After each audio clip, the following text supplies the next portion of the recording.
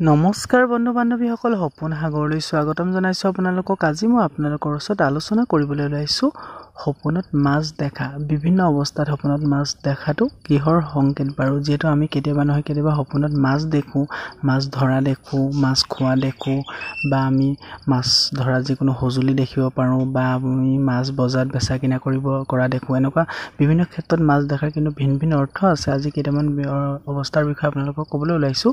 সপোনত যদি আপুনি কেনেবাকৈ মাছ ধৰা দেখে, ঢেৰ মাছ যদি আপুনি ধৰি আছে বা হাতেৰে ধৰি আছে বা যিকোনো সঁজুলিয়ে ধৰিছে বা জালত ধৰিছে বা বৰশীত ধৰিছে, এনেকুৱা যদি মাছ ধৰা যদি নিজকে আপুনি সপোনত দেখিছে, এইটো এটা কিন্তু বহুত ভাল সপোন হয়। সপোন শাস্ত্ৰ অনুসৰি সপোনত মাছ দেখাটো এটা অৰ্থ লাভৰ যোগ আহে। অতি শীঘ্ৰে আপোনালোকৰ ওচৰলৈ টকা পইচা আগমন ঘটিব। যিকোনো ক্ষেত্ৰৰ পৰা হ'ব পাৰে, ব্যৱসায় বাণিজ্যৰ পৰা হ'ব পাৰে, বা লাভৰ ই এটা সংকেত হয়।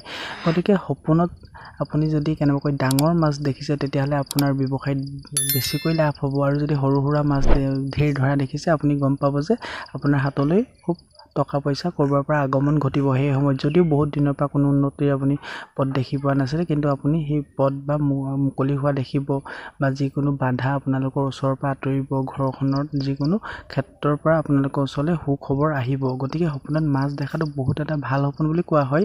আৰু যদি আপুনি ঢেৰ ডাঙৰ ডাঙৰ মাছ যদি আপুনি দেখে, তেতিয়াহ'লে আপোনাৰ হয়তো যদি আপুনি কিবা কৰ্ম কৰিবলৈ যদি বহুত দিনৰ পৰা চেষ্টা কৰি আছিল আৰু যদি কৰিবলৈ আপুনি সফল হোৱা নাই, যদি সেই সময়ত সেই কাম কৰে, তেতিয়াহ'লে সেই কামত আপুনি সফলতা অৰ্জন কৰিব পাৰিব। কাৰণ সপোন শাস্ত্ৰ অনুসৰি সপোনত মাছ দেখাটো বহুত ভাল বুলি কোৱা হয়।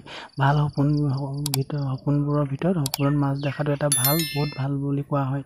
আৰু যদি কেনেবাকৈ আপোনালোকে মাছ যদি ধৰি আছে, ধৰিবলৈ অৱস্থাত যদি মাছটো হাতৰ পৰা পলাই গৈছে, তেতিয়াহ'লে এটা কথা নিশ্চিত হ'ব যে আপোনালোকৰ কিবা কিবি সৰু সুৰাকৈ লোকচানো হ'ব পাৰে, বা আপোনালোকৰ অহা পইচা হাতৰ পৰা যাব পাৰে, বা আপোনাৰ যি আপুনি কৰ্ম কৰে সেই কৰ্মত অকণমান আপোনাৰ লোকচান হ'ব পাৰে, বা খেতি বাতিত আপুনি অসফল হ'ব পাৰে। এনেকুৱা কিন্তু অলপমান লোকচানৰ ই এটা সংকেত হয়।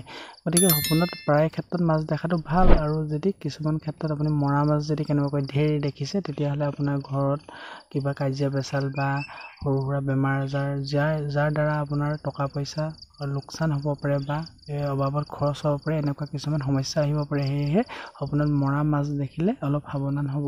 আৰু যদি সপোনত আপুনি মাছ কিনা বেচা কৰিছে বা মাছ কিনি ঘৰলৈ আনিছে, তেতিয়াও ই এটা সুখবৰ ঘৰলৈ অনাটোক বুজায়। গতিকে সপোনত কি অৱস্থাত কেনেধৰণে মাছ দেখিছে আপোনালোকে মোক কমেণ্ট কৰি জনাব পাৰে।